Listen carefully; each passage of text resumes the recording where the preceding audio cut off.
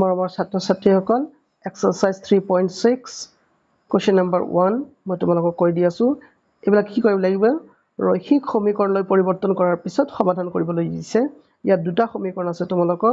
তোমালোকে 1/x আৰু 1/y তোমালোকে ক্ৰমে v u আৰু v বুলি ধৰি লবা ধৰি লোৱাৰ পিছত কি হ'ব এই ইকুৱেচন দুটা এনেকা হ'ব u/2 plus v/3 equal to 2 হয়নে ইয়াক আকৌ তোমালোকক হেৰি কৰিব লাগিব স্ট্যান্ডাৰ্ড ফৰ্মত আনিব লাগিব তেনেহলে আমি কৰিম কি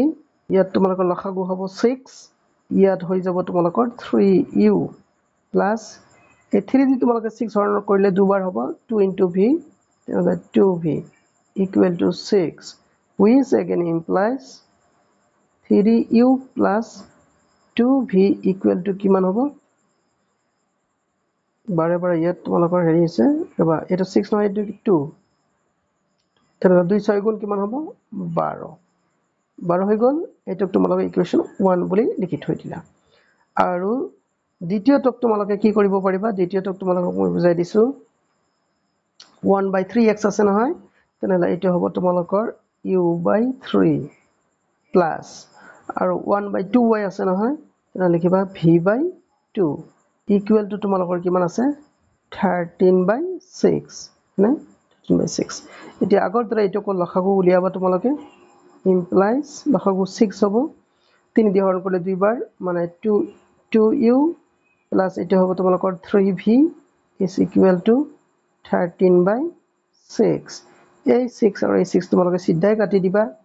কাটি দিয়াৰ পিছত তোমালোকৰ থাকিব কি implies 2u plus 3v equal to 13 নাই বাৰু এটোক তোমালোকে নাম্বাৰ 2 দিলা এতিয়া 1 আৰু 2 u আৰু v কি u সহগ কি আছে ইয়াত তোমালোকে লক্ষ্য কৰিব পাৰিছে ইয়াত 3u আছে আৰু ইয়াত আছে তোমালোকৰ 2u সেই কাৰণে আমি কৰিম কি 1 আৰু 2ক আমি ক্ৰমে 2 আৰু 3 দি পূৰণ কৰিলে ইহঁতৰ সহগ সেম হৈ যাব তেনেহলে আমি এবাৰ লিখিম 1 into 2 which again implies কিমান হ'ব এটো ইয়াত বুজাই দিছো ৰবা এই যে তোমালোকৰ আছে নহয় এটো 3u plus 2u 12 এইটোক যদি তোমালোকে পূৰণ কৰা নেকা হ'ব 2 দি 2 3 গুণ 6 6u plus 4v আৰু 12 যদি 2 দি পূৰণ কৰা 24 এটা তোমালোকে নাম্বাৰ দিলা 3 ফাইন ঠিক তেনেকে তোমালোকৰ 2 নম্বৰ ইকুৱেচনটো তোমালোকে পূৰণ কৰিলা 3 দি এটা হ'ব তোমালোকৰ নিশ্চয় 6u plus 3 আছে নহয় 3 3 is 9 9v is equal to 13 ক যদি তোমালোকে 3 দি পূৰণ কৰা 3 13 গুণ 39 39 হ'ব এবাৰ আমি কৰিম কি বিয়োগ কৰিম কাক কাক বিয়োগ এটা তোমালোকে নাম্বার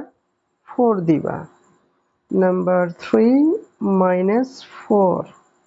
implies মানে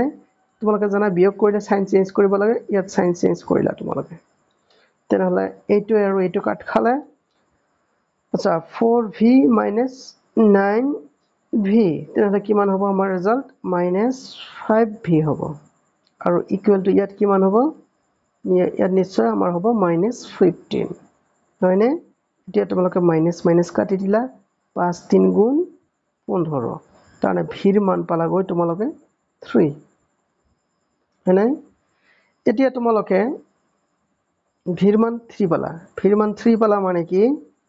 ভিৰ মান ভিক তোমালোকে কি বুলি ধৰি লৈছিলা 1/y বুলি ধৰি লৈছিলো হয়নে এতিয়া যদি আমি ক্ৰস মাল্টিপল কৰো which again implies তেনেহলে y আহিব ইয়াত আৰু 3 যাব y জাগাত 1/3 তেনেহলে y এর মান আমি কিমান পালো 1/3 এতিয়া আমি এটা কাম কৰিব পাৰো এই y এৰ মানটো সিধাই আমি ইকুৱেচনটোত বহাই দি ডাইৰেক্ট আমি আনসাৰ উলিয়াব পাৰো হয়নে কিন্তু যদি নিদিও তথাপিও হ'ব আমি v হিচাপে u হিচাপে উলিয়াব পাৰো আমি জেংগ ফেংগ কৰা বাদ দি সিধাই আমি প্ৰদত্ত ইকুৱেচনটোত বহাই দিম হয়নে প্ৰদত্ত ইকুৱেচনটো কি আছিল আমাৰ 1/2x plus 1/3y y এর জায়গাত আমি কিমান বহাম 1/3 ইকুয়াল টু কি আছিল আমাৰ 2 আছিল সিধা এনেকে বহাবা তেনেহ'লে 1/2x প্লাছ a3 আৰু a3 তোমালোকে কাটিলা 1/1 থাকিল মানে 1 ইকুৱেল টু 2 ফাইন এইবাৰ তোমালোকে কৰিলা কি এটা ইয়াতে আহি গ'ল ৰবা which again implies 1/2x equal to 2 minus 1 equal to কিমান হ'ব 1 নহয়নে ফাইন এটো মই ইফালে তোমালোকক লিখি দিছো তাৰ মানে কি বুজিলা তোমালোকে